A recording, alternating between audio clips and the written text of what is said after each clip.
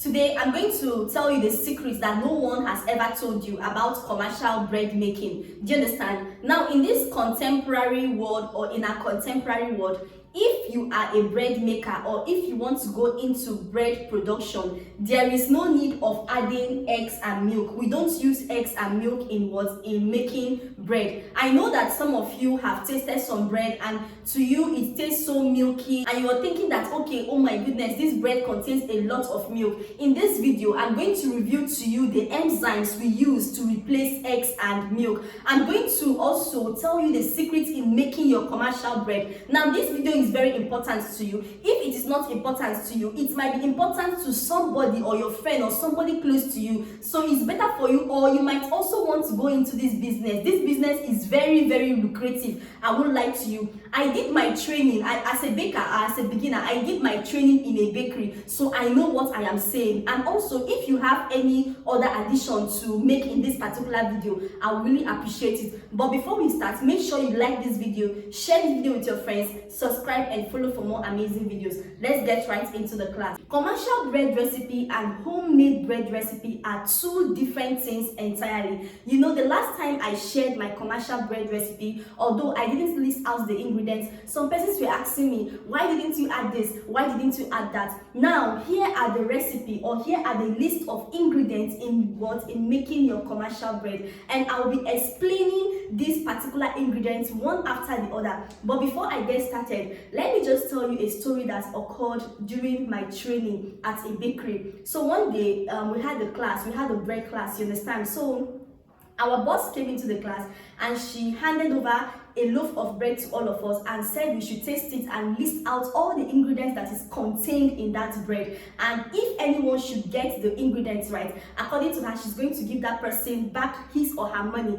and that person will attend the school for what? For free. So all of us tasted the bread, and most persons were listing ingredients like there is milk, there is butter, there is egg, you know, now all these ingredients, because the bread tasted so fluffy, it tasted so milky, like the bread was so rich. But after everything, she said that all of us failed except one person, and that one person that got the answer right, she's not going to give her the scholarship because her parents owns a bakery, but she just came to my boss's bakery to learn how to make cakes. And when she listed out her ingredients, there was no milk, there was no eggs. We were all surprised, and that was how my instincts and that was how my knowledge grew on commercial bread recipe. First of all, let us go through the ingredients, and if you're still watching this video, please make sure you like this video, share this video with your friends, subscribe and follow for more amazing videos. Thank you so much. Now let's get started. These are all the ingredients you need for what? For your commercial bread making. Now this recipe is for 1 bag of flour.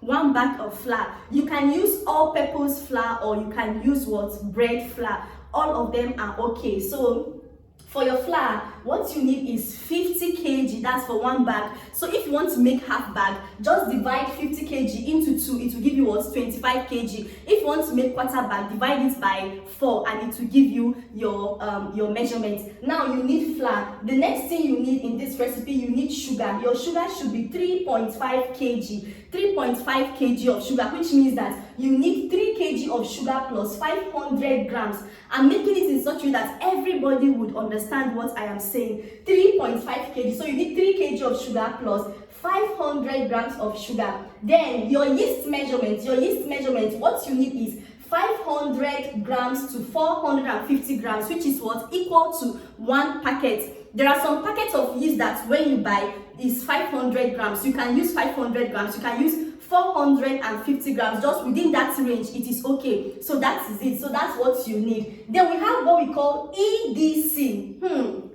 This is one of the secrets we commercial bakers use in our bread that most persons don't know. No matter how you want to imitate a commercial bread recipe, you would never ever get the recipe though, unless in this contemporary baking, most bakeries have started what? They have started listing out their ingredients on the paper or on the cover of the bread. Now, what is the meaning of EDC? EDC means edible dough conditioner. It means edible dough conditioner. And let me tell you why this EDC is very important for you in your bakery. Number one, here are the functions of EDC. EDC is what makes your bread to be very soft. EDC is what makes your bread life to extend. EDC, if you add EDC into your bread can last for at least 2 weeks. Your bread can last for at least 1 week with EDC. With EDC, your bread is very stretchy, it is very elastic. With EDC prevents your bread from being crumbling. You will see maybe some new bakers or maybe some new bakery that don't know the secret of EDC. When they don't add EDC into their bread, you will notice that the bread becomes stale within 3 days or maybe even 2 days, or the bread becomes crumbling.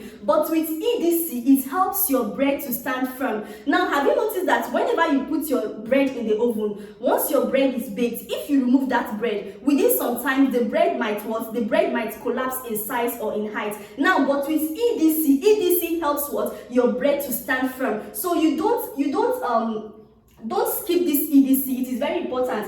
And the EDC measurement you need is 180 grams. Then we have calcium propionate. I discussed about calcium propionate yesterday and the importance it is in your cakes. Now, if you bake a cake, you need calcium propionate. And somebody was telling me yesterday that calcium propionate is not good as a preservative because it is linked to cancer. But the last time I checked, calcium propionate was approved by NAFDAC. Calcium propionate was approved by World Health Organization. So calcium propionate is still good for consumption. You can use it in your cake as a preservative, and you can also use it in your bread as a preservative. So if you are a new bakery owner, or you are thinking of going into the baking business, or maybe you have someone that wants to go into the baking business, make sure you show them this video so that they will know what they are going into, so that even though they go to another place to learn, they will have an idea of what they are learning. So calcium propionate is very important. Then we have salt. What is the function of salt in your bread? The function of salt in your bread is that it helps to enhance the flavor of that bread. That is the function of salt. And your salt measurement is 800 grams, or you can put less, you can put 700 grams based on your taste. Then we have butter or margarine. Your butter or margarine measurement is 1.5 kg to 2.5 kg, 1 kg and 500 grams, or 2 kg and 500 grams. Now, let me just clear the air. It is not must that you must use butter.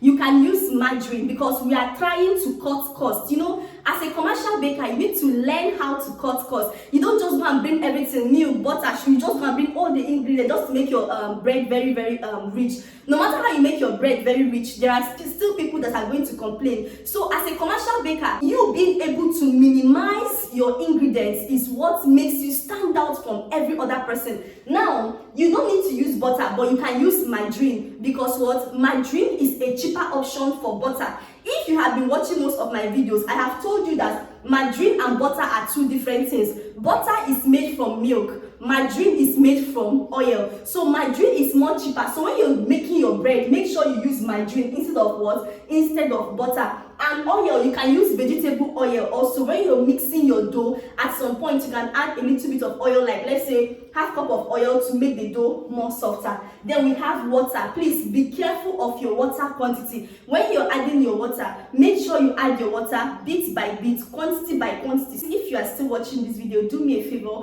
by liking this video, share this video with your friends, subscribe and follow for more amazing videos. Now we have milk powder. Milk powder and eggs. In the contemporary baking industry, we don't add milk powder, we don't add eggs. Now, I know that some persons might want to argue with me, but I am not here to argue with anybody. Do you understand? I'm just telling you what I know and to the best of my knowledge. Now, we have milk powder, we have eggs. Milk powder is not added into bread. Anybody that is selling commercial bread in this 2025 and tells you that he or she adds egg or milk, I don't know, I am not there. It might be true, it might not be true. But I am here to tell you that if you want to start your own baking business, there is no need of adding milk powder or eggs. Now, I know that you might have eaten some bread that tastes as if they added milk powder or eggs. No, they did not add. Now, there are what we call enzymes. These enzymes help to imitate the milk powder and the eggs. Do you understand? Okay, now let me just bring it down a little bit. Now, we all know that milk powder is very expensive. Even though you want to buy, I think 1 kg of milk powder right now is about 5,000 naira. So just imagine you want to buy for like maybe 5 kg for your production. Then how much do you want to sell the bread? Now, this milk powder is off the hook. Where is my marker?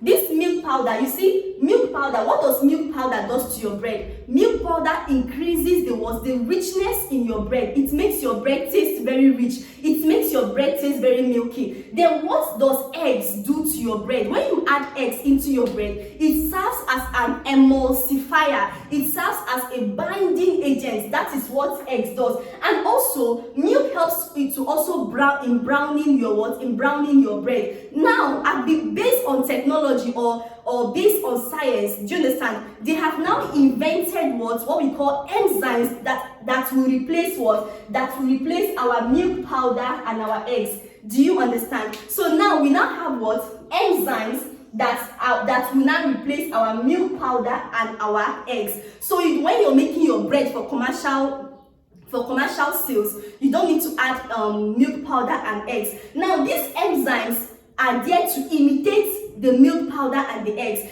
That is why when you buy some bread in the market, you begin to wonder, this bread is very milky, and you now be wondering, how are these people making their profits? How are these people making their gain? No, the simplest thing is that there are enzymes that are there now to imitate. Now these enzymes is not imitating the milk flavor or the egg flavor. It is imitating the functions of milk and eggs in your bread. Do you understand? Please, if you don't understand, just drop your question at the comment section. I don't want this video to be too long. So it imitates these enzymes imitate what? Imitates the milk powder and the eggs. That is what it does. Now let me list at least 4 enzymes for you that imitates milk and egg. And now I will tell you the products to buy. Now there are some products or there are some companies that now combine all these enzymes together. When they combine it together, it is going to give you one thing. Do you understand? That is why it is good to watch this video to the end so that you'll be able to get all the information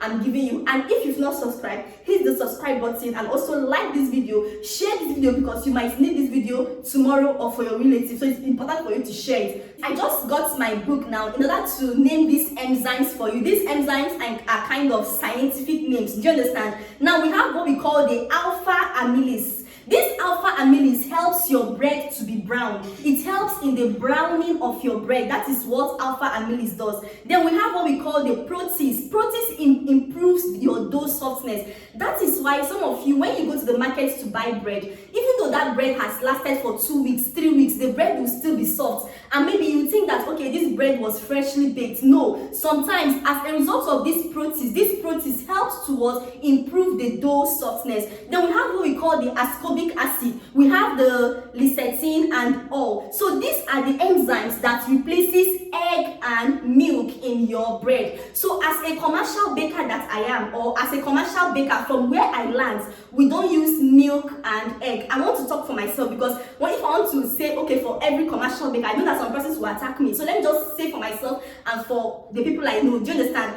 When we don't use milk, we don't use egg, we use these enzymes. Now, the most interesting thing about these enzymes that I just mentioned, these enzymes are about 5 enzymes that replaces our eggs and milk.